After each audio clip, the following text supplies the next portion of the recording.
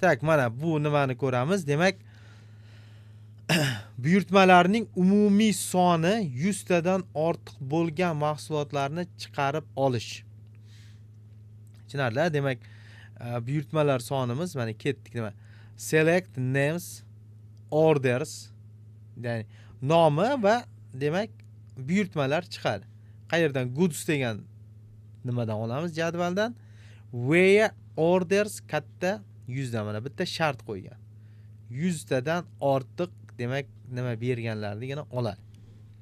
Ko'rdingizmi? Where demak qayerdaki, mana bu shart beriladi bitta. Tak, goods jadvaliga demak close bo'limidan 1999 narxdagi shrift nomli yangi mahsulotni qo'shish. Endi qo'shish bor, ya'ni ma'lumotni qo'shish bor. Bu insert, ya'ni ma'lumotni qo'shadi. Jadvalga, masalan, jadval bo'lgandan keyin, ma'lumotlar bazasi bo'lgandan keyin, u yerda ma'lumotlarni olishimiz bilan demak uni qaytarib ham qo'yishimiz kerak bo'ladi. Ana shu yerda demak ma'lumotlar, yangi ma'lumot kiritish insert hisoblanadi. Insert into goods name price department orders. Mana shu jadvallarga values, mana bu kirit deyapti. Jadval ustunlar nomlarini beryapti. Mana 1 2 3. Bitta nima desa bo'ladi? Masalan, buni bitta ro'yxat deb qabul qilsak, 0 1 2 3 indeks bo'ladi, to'g'rimi? Mana bu yerda buni ham ro'yxat 0 1 2 3 indeks bo'ladi. Ya'ni demak, bu yerda mana shu name degan ustunga yangi mana bitta jadvalimiz bor edi bizda. True jadvalimiz. Jadvalimizda name. Aytaylik, ID bor. ID odatda avtomat bo'ladi. So'za avtomatik qo'yiladi bu. Bu yerga ma'lumot kiritmaymiz. Keyingi mahsulotga o'zi avtomatik nom qo'yib ketaveradi. ID qo'yib ketadi. Price. Demak, department orders bor edi. Mana shu jadvalimiz bor edi. Mana jadvalimizda ustunlari ko'rsatilgan. Qayerga name qayerda bo'lsa, demak yangi mana bu value deyaptimi? Demak bu yangi qator ochadi. Yangi qator ochadi-da, o'sha yerga kiritadi. Endi short deb yozadi. Name degan ustunga short deb yozadi. Price ga 19.99 deb yozadi. Departmentga demak close deb yozadi. Tak, buni yo'q, close deb yozadi. Orders ga demak 0 deb yozadi. Mana shu yangi jadvalni qo'shib qo'yadi. Insert degan shu ishni bajaradi. Shuni agar mabodo insert deb mana shunday berilgan bo'lsa-da, masalan oxirgi 0 berilmagan bo'lsa, bo'ldi, mana bu yerga 0 yozilmaydi. Prosta pustoy qoladi yoki close yo'q bo'lsa, mana bu yerda close yo'q bo'lsa, bo'ldi. Mana 0 birmida o'sha ikkalasiga kirgiziladi, bo'ldi. Tak, goods jadvalida demak skirt nomli mahsulot narxini 20 minggacha yangilash. Tak, endi yangilash o'zgartiradi bu ma'lumotni, bor ma'lumotni o'zgartirib yangilab qo'yadi. Shuni mana update goods degan jadvalda set price 20.00 deyapti. Where name skirt, mana skirt mana hozir kirituvdik. Shortmidi? Short bo'lish kerak. Necha xato ketib qolgan. Mana short 19.9 deb kirituvdik. Mana qayerdaki nomi short bo'lsa, o'shani 20 qilib qo'y deyapti. Agar mabodo short ko'p bo'ladigan bo'lsa, hammasini 20 ga o'zgartirib chiqadi bu. O'shani short qayerda nima short bo'ladigan bo'lsa, hammasini 20 ga o'zgartirib chiqadi. Goods jadvalidan short nomli mahsulotni olib tashlash. Endi o'chirish. O'chirib tashlash, mana delete from goods, delete demak o'chirish, from goods dan where qayerdaki demak short, mana short bo'lish kerak-da bu. Short deganni o'chirib tashlaydi. Mana buni endi o'chirib qo'yadi. Short degan nomi bilan borlarni hammasini o'chirib tashlaydi. Agar bir nechta bo'lsa, bir nechtani o'chiradi. Tak. Demak buyurtmalarni bu menimcha tepadagi bilan bir xil bo'lib qoldi-da. Ta, bu tushunarli-a? Demak, so'rovlar demak tushunarli, ikkita bo'lib qolibdi faqat jadvalimiz. Tak, endi masalalarga o'tamiz. Attestatsiyada tushgan masala. Attestatsiyada tushgan xuddi shunga oid, shunga o'xshashlar tushadi. Unaqa ko'p bo'lmaydi. O'zi attestatsiyada bitta tushishi ehtimoli bor. O'sha SQL so'rovi bo'yicha bitta tushsa kerak. Shunda ham unaqa murakkab bo'lmaydi. Tak, demak aytayapti. Rasmda teacher sinov jadval bilan ko'rsatilgan, ushbu SQL so'rov bajarilganda qanday natija hosil bo'ladi? Razbor qilamiz. Demak, select from deyapti. Select mana birinchisi. Birinchi aytaylik, birinchi qatorida bu boya bizni mana bu qator yozilgan-ku. Qator yoziladi. Nima uchun? Chunki tushunish oson bo'lishi uchun. Lekin HTML da ham bilasiz, HTML da ham o'z kod yozayotganimizda qator yozamiz, shu tushunarli bo'lishi uchun. Lekin attestatsiyada berayotganda odatda mana shunaqa qilib beradi. Mana shunaqa berib tashlaydi. Endi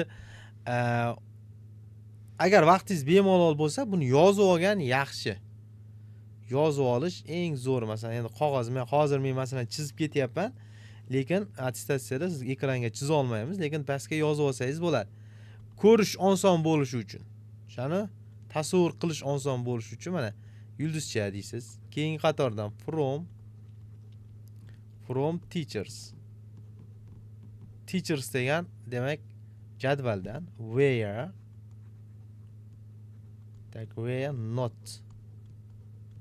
not category in. Endi agar bir nechta kategoriyalardagi bir nechta ma'lumotni bermoqchi bo'lsangiz, endi yozish mumkin. Masalan, hozir bu yerda qarang, necha xil bor? 1, first category bor, 1, professor 2, first category. Tak, mana assistant 3 xil va second category 4 xil bor ekan. Ko'rdingiz-a? Bu yerda demak 4 xil kategoriyada demak 4 xil ma'lumot bor. 4 xil ma'lumot bor. O'shani 3tasi bo'lish kerak. Shu 3tasini bermoqchisizda. Siz masalan first category professor bo'lsin yoki assistent bilan yoki assistent yoki professor bo'lsin deb bermoqchi bo'lsangiz, mana shu hammasini yozib chiqsa bo'ladi ichiga.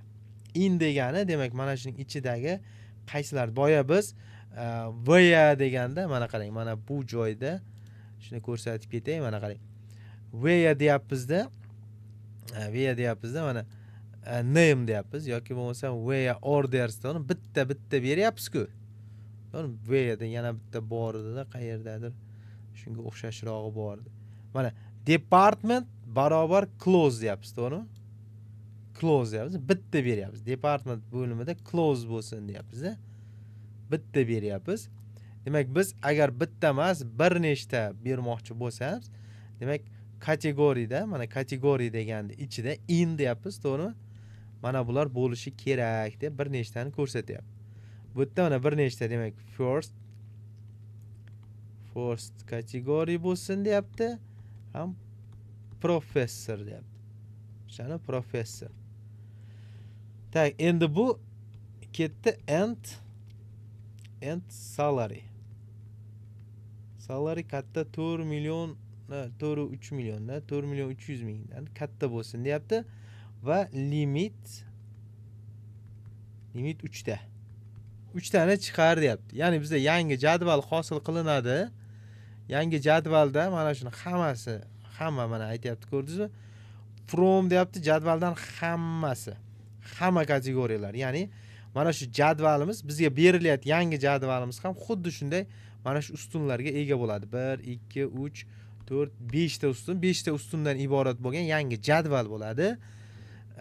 Demak, yangi jadvalga ma'lumotlarni qayerdan olamiz? Mana from teachers.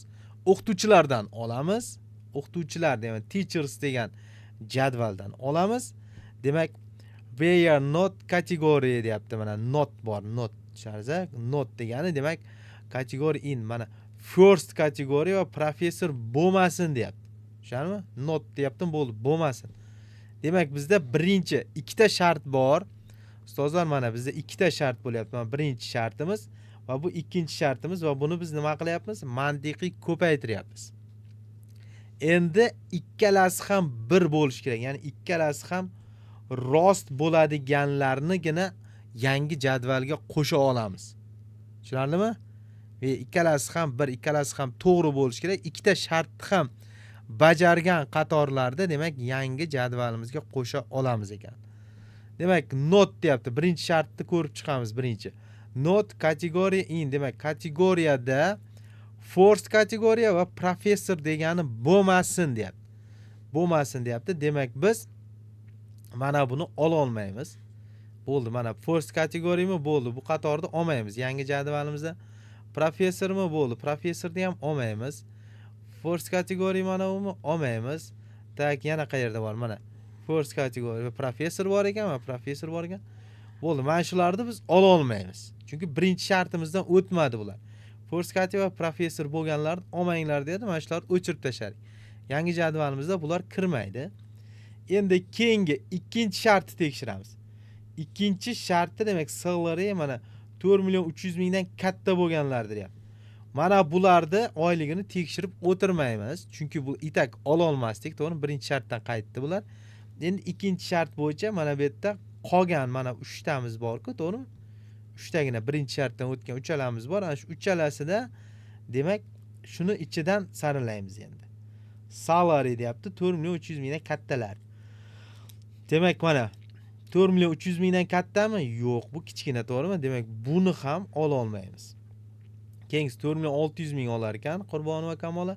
Demak, buni ola olamiz. Bu yangi jadvalimizga o'tadi va keyingisi 3.710.000. Xullas, bu ham 4.300.000 dan kichkina, katta emas. Demak, buni ham ola olmaymiz. Bo'ldi, demak, biz yangi jadvalimizda faqat Qurbonova Kamola bo'ladi.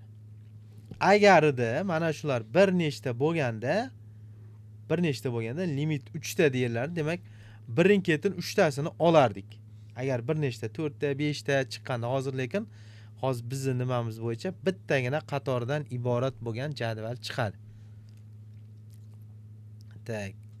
Tushunarlimi bu? Keyingi nimamiz? Bu bizdan nimada tushgan edi? O'sha olimpiadada tushdi, o'qituvchilar olimpiadasidagi savol. Tak. Men adashganman, noto'g'ri topgan savolim edi. Va bu yerda aytayapti. SQL so'rovi berilgan. Mana shu so'rovni o'zbekchasini aytishga bu nima ish qiladi deyapti.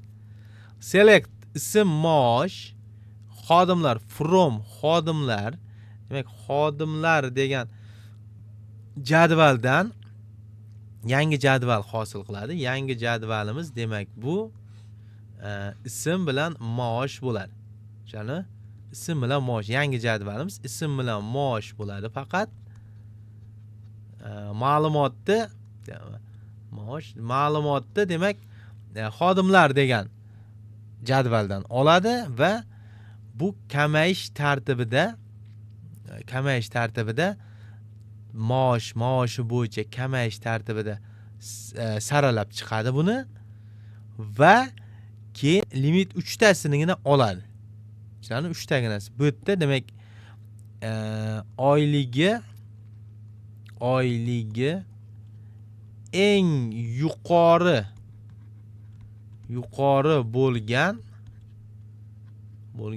3 ta xodimni chiqaradi. 3 ta xodimni chiqaradi. Tushunarli? Biz yangi jadvalimizda demak oyligi eng yuqori bo'lgan 3 ta xodimni chiqaradi. Chunki yangi jadval chiqyapti. Yangi jadvalimizda demak maosh bo'yicha teskarchasiga tartiblayapti, ya'ni kamayish tartibida. Va shuning uchun eng yuqori maosh oladiganlar eng boshiga chiqib qoladi jadvalda va shuning uchun 3 tasini saralab olsa, demak bu o'sha eng maoshi eng yuqori bo'lgan 3 ta odamni saralab oladi. Keyingisi bu ham shu nimada tushgan edi. O'sha nimada olimpiadada tushgan savol. Select count deyapti. Select count. Tak. Count hisobla deyapti. Ya'ni count sana hammasini nechta bo'lsa hammasini sana deyapti. Mana yulduzchami bo'ldi. Bu yerda shart yo'q, hammasini sanaydi. From talabalar degan o'sha nimadan jadvaldan deyapti. Where kurs in deyapti, ko'rdingizlar? In deyapti. Mana kursi qaysiki deyapti. Kursi in degan u bir nechta shart qo'ymoqchi. Buning ichida e'tibor bersangiz yana bitta so'rov turibdi mana. Yana bitta so'rov. Bu yerda aytayapti select kurs deyapti. Mana kursdan deyapti. Kursni ichidan tanla. Qayerdagi talabalar jadvalni ichida ve qaysiki deyapti. Qaysi ism Anvar bo'lganlar tanla deyapti. Tanlab ol deyapti-da. Bizda shunaqa jadval bor edi. Buni jadvalni ko'chirmabman. Mana bunday jadval bor edi bitta. Tak. Demak, tartib raqam bor edi, ismlar bor edi. Bak, ism va kurs edi. Kurs. Bizda demak, tak 4 ta ism bor edi. Bu yerda Anvar bor edi. Yana kimlar 4 ta ism bor edi. Keyin bu 1 2 1 3 edi. Shani endi mana shu yerda natija necha chiqadi deganda, natijada necha chiqadi. Mana bu yerda select count deyaptim, bo'ldi. Demak, bitta son chiqaradi-da bu yerda hozir. Bitta son, bitta jadval bo'lmaydi, prosta bitta son chiqaradi. O'sha son necha bo'lishini bu yerda aytayapti-da, mana. From talabalardan deyapti. Qayerdagi in. Mana bu birinchi qiladigan ishimiz. Mana bu ichidagi so'rovni hal qilib olishimiz kerak. Ya'ni mana bu yerdan necha chiqadi? Select kursini chiqarib ber deyapti. Bu yerda ham bitta son chiqadi. Demak, select kursi deyapti. Kursi from talabalar va ism Anvar. Anvar nechinchi kurs bo'lsa shuni chiqar deyapti. Bu yerda Anvar demak bizda birinchi kursda. Birinchi kurs chiqarib bu yerda aytayapti. Kursi birinchi kurs bo'lgan talabalarda hammasini sonini chiqaring deyapti. Shani demak, kursi 1 bo'lgan talabalarning nechtaligini sanab berish kerak. Mana bizda 1, 2 ta demak 2 ta chiqardi. 2 ta javobi chiqadi. Tak, menimcha bu tushunarli bo'ldi, to'g'rimi? So'rovlar boyaga aytganimdek bunaqa murakkab emas. Bunaqa murakkab narsa emas. Faqat bitta narsa bor. In access menda o'rnatilmagan ekan, access yo'q. Lekin accessda iloji bo'lsa inglizchasini o'rganib nima qilib, inglizchasini o'rnatib, o'sha inglizchasi bo'yicha konstruktorlardan biroz foydalanib ko'rsangiz bo'ladi. Jadval yaratib, o'sha so'rov yaratib, shunaqa savollar ham attestatsiyaga tushib qolish ehtimoli bor. Buni endi baribir darsda o'tiladi, по-моему, bolalarga o'tamiz, 10-sinfmi, 11-sinflarda o'tiladi bu. O'sha bolalarni o'qitish uchun ham bir nima qilib ko'rsangiz bo'ladi. Bunaqa murakkab emas. Tak. Zaps, video zaps demak, juda yarimidan ketdi. Men aytdim, boya esimdan chiqib ketibdi. O'shaning uchun agar mencha o'sha bugungi rejamdagi dars tugadi. Agar video dars uchun kimdir ko'radigan bo'lsa deb, mana boshini qayta tushuntiraman. O'shaning uchun agar kim o'tirsa, men darsni qaytadan o'tganday bo'laman-da. Ya'ni kim xohlasangiz ko'rib o'tiring, xohlamasangiz chiqib ketsangiz bo'ladi. Faqat bu video uchun, videosini ertaga ko'radiganlar uchun tushunarsiz bo'lib qolmasligi uchun. Demak, boshiga qaytadigan bo'lsak, birinchidan SQL degani bu so'rovlar, boya aytdim, demak bu spetsialniy videoni qayta ko'rayotganlar uchun darsning boshida buni men tushuntirganman. Tak, demak, so'rov degani bu bitta gap. O'sha bitta bir qayerdan nimadir so'rov olish, o'sha inglizchada bitta yozilgan gap bo'ladi. Faqat endi tartiblab ozgina boshqacharoq yoziladi. Inglizcha so'zlar bilan prosta mana kim bilandir gaplashib o'tirganda nima qilinadi? Endi maxsus komandalar, operatorlar bor. Maxsus komanda operator nimalardan ishlatiladi? Nima deydi? O'sha funksiyalarni ham ishlatamiz o'zi so'rov uchun. Lekin bu unaqa sintaksisi o'zi unaqa katta emas. Ham endi professional darajada ishlaydiganlar bo'lsa, buni ozgina murakkabroq algoritm tuzib olsa bo'ladi-da. Ya'ni bu so'rovlardan foydalanib bitta algoritm tuzib olsa bo'ladi, bitta dastur yozsa bo'ladi. Xuddi borki, mana Pythonda dastur yozganga o'xshab dastur yoziladi. Bazadan nimani so'rab olish, bazaga nimani kiritish, o'sha bazani qandaydir tartiblash kerak bo'lsa, o'sha bitta kod yozib, o'sha kodni ishlatib shunaqa qilib foydalansak bo'ladi. Demak, so'rov ham bitta bu dasturda, bitta dastur deb nima qilsak bo'ladi. O'ziga yarasha buni ham maxsus mana komandalari bor. Maxsus komandalari, bular har bittasini, demak, eng muhimi bu yerda bizda select, eng muhimi select nima deydi? Tanlab beradi. Tanlab ber demani yangi jadval qilib beradi. O'shani bizga demak, o'sha maxsus mana o'sha ma'lumotlar bazasini ichida bor bo'lgan jadvaldan demak yangi jadval yaratib beradi. So'rovlar shunday bo'ladi. Demak, select eng muhim so'rov hisoblanadi. Eng muhim o'sha komanda deymizmi yoki operator deymizmi, funksiyaga yotmaydi, lekin o'sha komanda buyruq, ya'ni eng SQL ichida eng ko'p ishlatiladigan buyruq. Select tanlab beradi. From qayerdanligini, qaysi jadvaldan olish kerakligini aytadi. Join. Tak, bizda joinimiz demak bir nechta jadvallarni birlashtirishda ishlatamiz. Joinni. Where demak qayerdan olishimiz kerakligini, qaysi shartlar asosida olishimiz kerakligini aytadi. Demak, o'sha nimani kiritishimiz mumkin. Bu ham ko'p ishlatiladi. Group by. Demak, bu guruhlab beradi.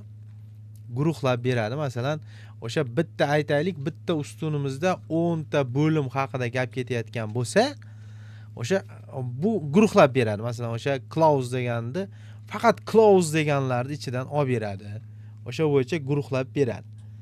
Tushunarli? Keyingisi demak having, guruhlashdan keyin hosil bo'lgan guruhlarni filtrlaydi. Mana shu nimani tushuntirsam endi.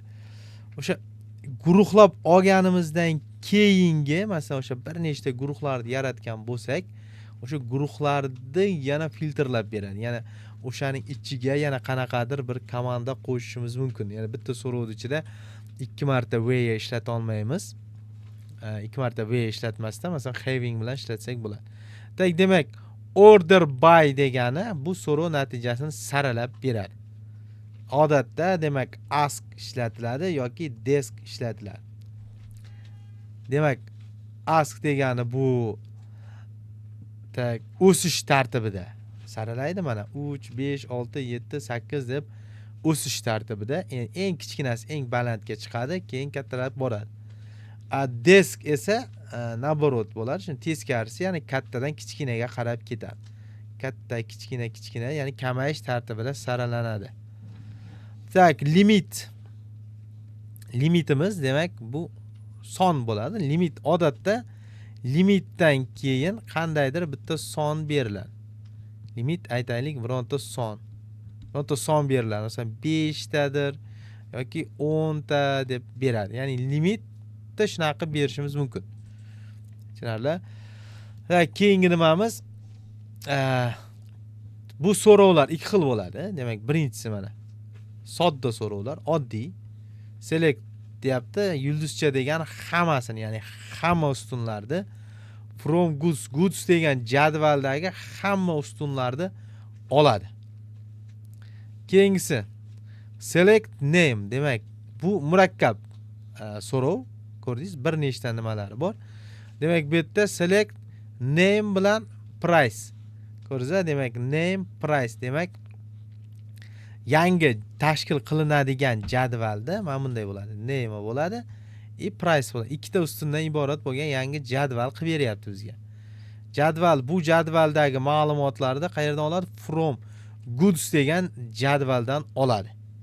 Goods degan jadvaldan mana bizni mana goods degan jadvalda примерно mana bunda yozib oladigan bo'lsak, demak mana shu yerdan bizga demak mana ikkita ustunidagi ma'lumotlarni oladi.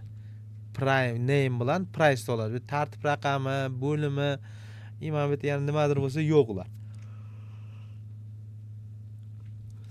Tak. Where deyapti. Where department close.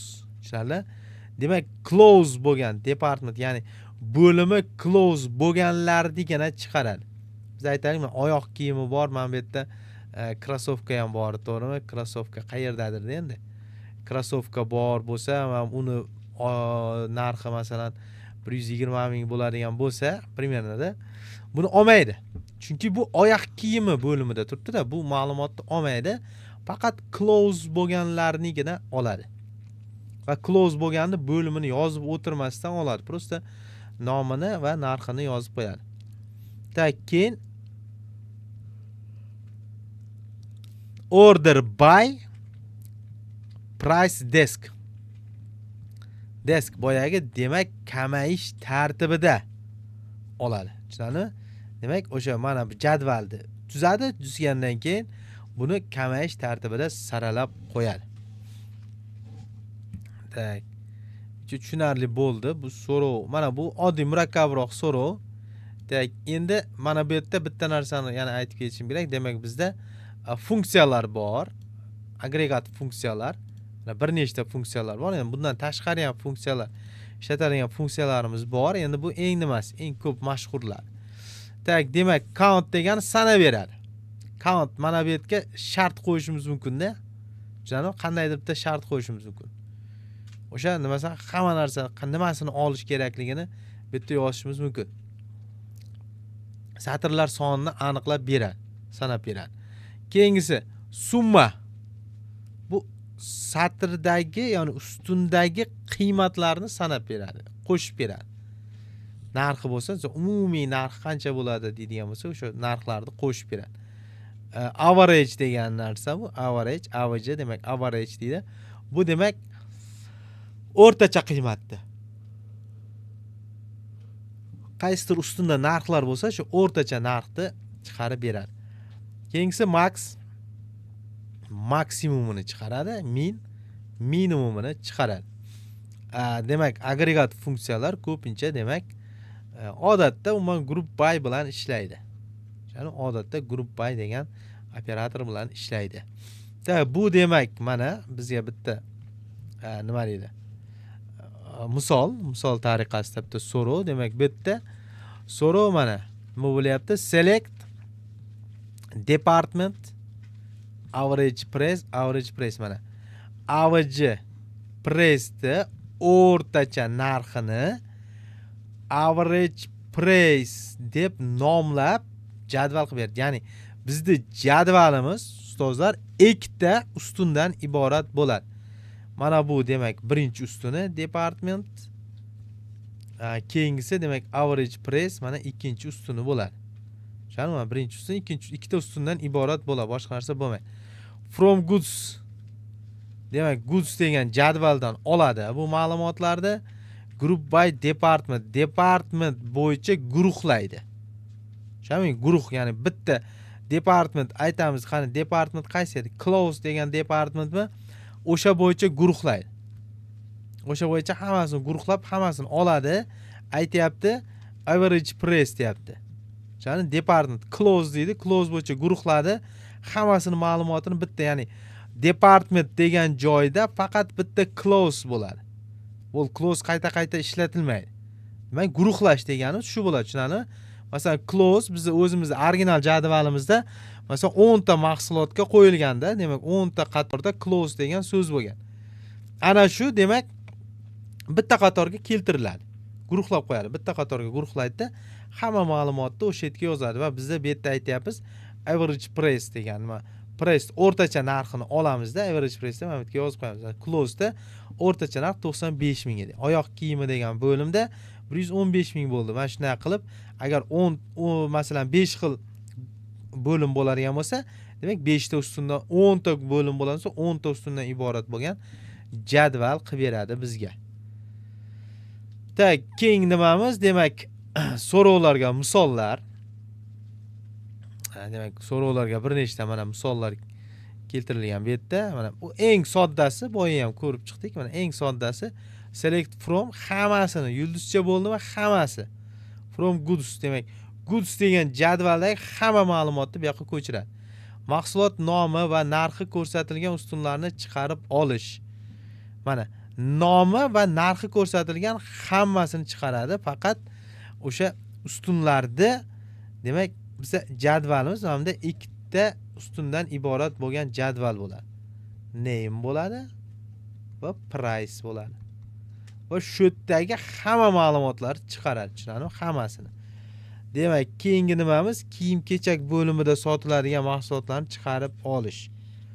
Xuddi shu boyagidek, demak, mana shu jadval bo'ladi, faqat bo'lim klauz bo'lganlardagini chiqaradi. Qolgan oyoq kiyimi, tam sumka, pumkalar chiqmaydi. Tak, darsimiz tugadi shu bilan. Demak, yaxshi dam olinglar ustozlar. Xudo xolasa, nasib qilsa, ertaga ham bo'ladi darsimiz. Darsni endi attestatsiyagacha harakat qilaman har kuni o'tishga. O'sha mana keyingi darsdan xudo xolasa mana 5-6 dadan keyin biz tugatib qolsak kerak o'sha mavzularni. Keyin takrorlash, umumiy takrorlash bo'ladi. O'shaning uchun savollar bo'lsa, lichkanga yozasiz. Tushunmagan joylaringizni yozsalaring, keyingi darsga qo'shib o'tib ketaveraman. Menimcha baza danlik haqida qayta yana dars o'tish shart emas. Agar kimdadir tushunmagan savollar bo'lsa, nima qilasiz? Keyingi darsga harakat qilaman nimani? Test tashlashga, botga. Botga test tashlashga ertaga harakat qilaman. Botga tashlayman, o'sha bo'yicha testlarni bitta takrorlab ishlashimiz mumkin. Tak. Mana ikkita ustozimiz qo'l ko'taribdi. Agar bosilib ketmagan bo'lsa gapiring. Assalomu alaykum.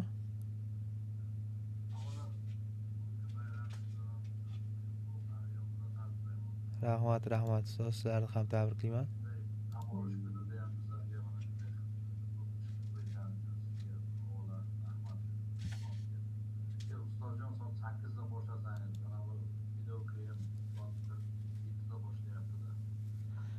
O 9'da emasmidi uni darsi?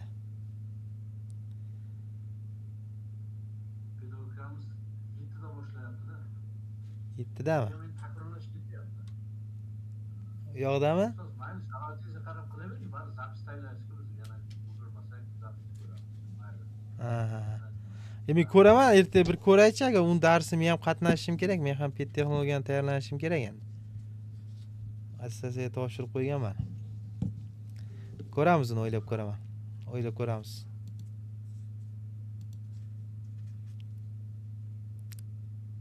Yana kimdir qo'l ko'taruvdi? Uladim.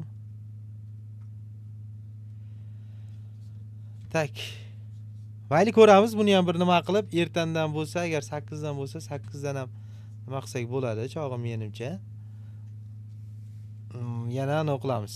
Keyingi darsda agar harakat qilaman, 100% endi va'da bera olmayman. Har kuni o'tishga, agar tinch bo'lib tursa, ishlar chiqib qolmasa, har kuni o'taman va o'tadigan kunim iloji boricha shu kamida 2 soat oldin nima qo'yib qo'yishga harakat qilaman.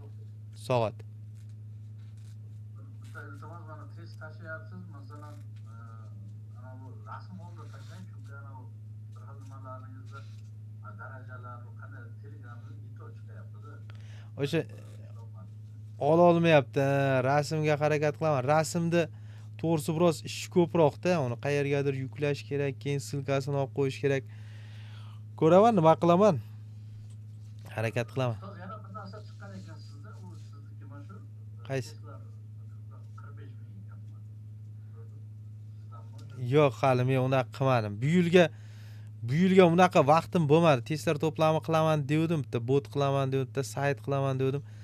Vaqtni nima qila olmadim kontrol. Endi keyingi safarga nima qilsam kerak? Nasib qilsa. Hozircha faqat dars. Ha. Bo'pti, mayli ustozlar, yaxshi dam olinglar. Keyingi darsda uchrashguncha.